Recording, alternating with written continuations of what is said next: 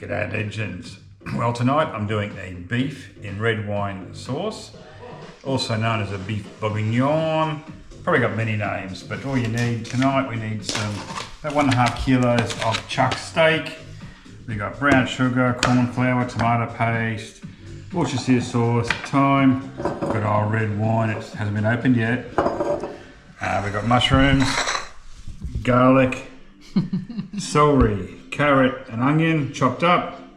I've got some whole onions I'm going to do with some beans and some whole carrots.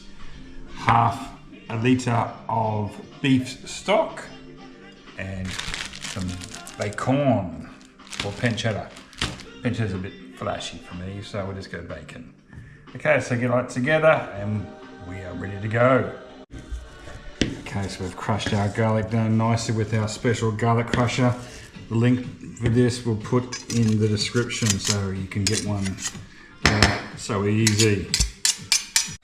So I'm just cutting this into about 1-inch cubes. Nice bite size, don't too big, don't too small. Up a beef in this bowl, I'm just going to put some salt and pepper on this. And it calls for flour, but we use corn flour. We've never had an issue. Bit of flour in there. Probably about a tablespoon for about that. We have graduated to stainless steel pans. We have gone fully non-toxic. Takes a little bit of getting used to, but the main thing to remember is it needs to be hot. Okay, so it's been on for about a minute. That's not hot enough when it just sizzles like that. Well, you know when it's ready when you put your water on and little beads of water roll around like that. That means it's hot enough to cook meat and... That means it won't stick because it's hot enough? Yeah. Well, that's the theory. That's the theory. You put it in and you don't touch. No, so that's just going to brown up. Okay, it's been going for about 2 minutes. We're just going to, look at that.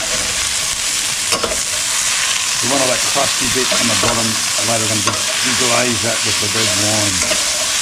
That is so good. So try and put them all over. Okay, so that's nice and brown on the edges. Put that into a pot and brown the other half. Bacon, we've done the beef. Going to brown the bacon off. A bit of oil.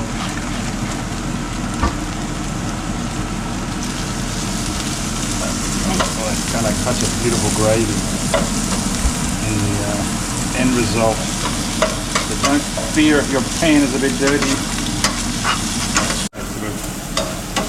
Half cook the bacon there. We're going to add your celery, onion, carrot, and a bit more oil. So that's been cooking about 5 minutes. Going to add the garlic. We're going to cook that for too long.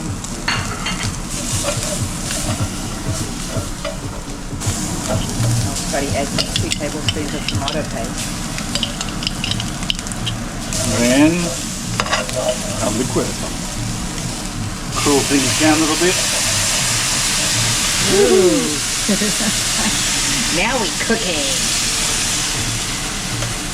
We're going to deglaze the pot, the pan, get all those beautiful juices off the bottom now.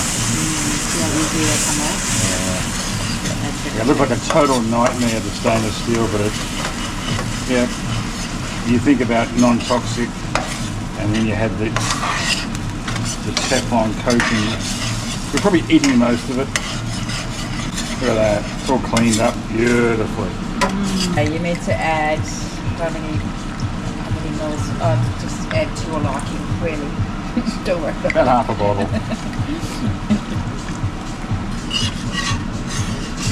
Look at that. Really, it's Oh, actually, you can see goodness. Just going to put our sauce into the major pot. Turn that down a little bit. Just going to simmer that now. Bring it back to boil. We're going to add our bay leaves.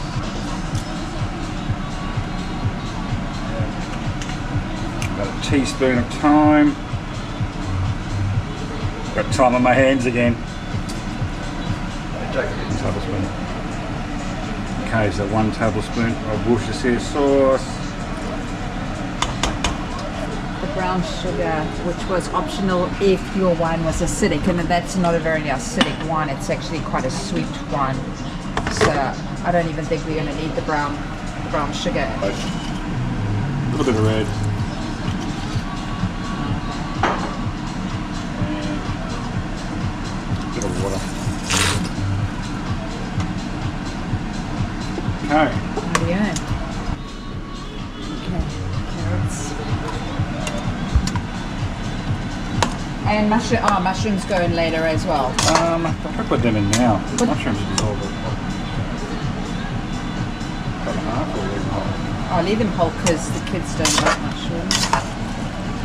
Mushrooms aren't an essential, but they are We quite like nice. mushrooms. I'll add the beans a bit later. Everything else is in there.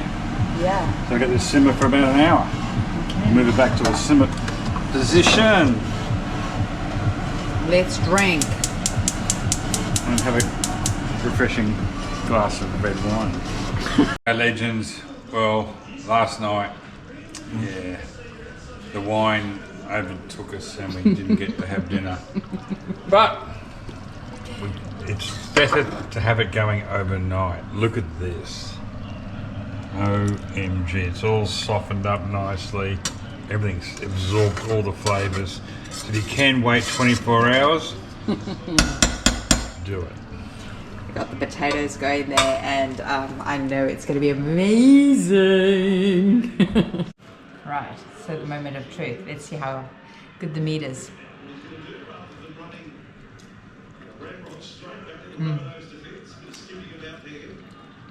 Big thumbs up. And we'll do a mashed potato cooking recipe. Because it's actually a Coming. cooking mashed potato, believe it or not. Okay guys, that's Creamy. finished result there with some mash. You could do it with polenta.